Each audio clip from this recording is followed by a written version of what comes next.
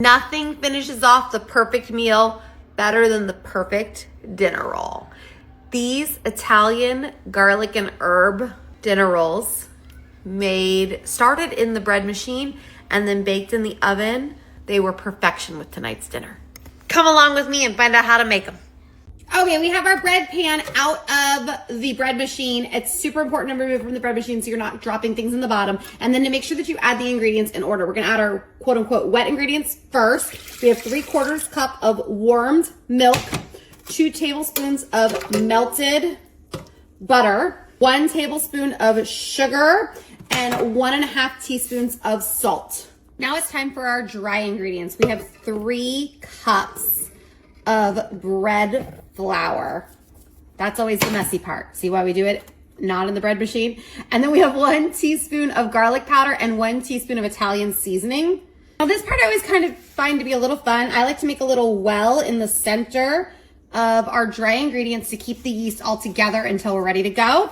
And then we're gonna add our yeast. We're gonna add 2 1/4 cups. I use this bread machine yeast. Nope, not 2 1/4 cups. We're gonna add 2 1/4 teaspoons, not cups. That would be a lot of yeast. 2 1/4 teaspoons of yeast into that little well. Now this is the easy part. We put that in the bread machine, we put it on the dough setting, and we press start. We let the bread machine do all the work.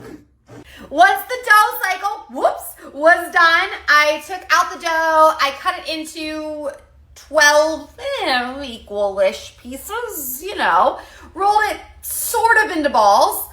Again, I know, I get it. I'm posting this on Instagram and stuff, but the point is not for it to be Instagram worthy. The point is to make a delicious home cooked meal for my family. So here we go. They're there. We're going to let them rise for like 30-ish minutes, let them get all puffy, and then we're going to bake them up in the oven. Oven is preheating right now.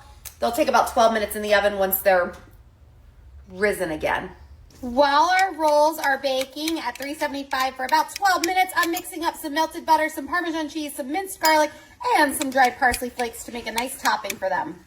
Okay, fresh out of the oven. Now we're brushing it with our little garlic mixture. Oh my freaking goodness.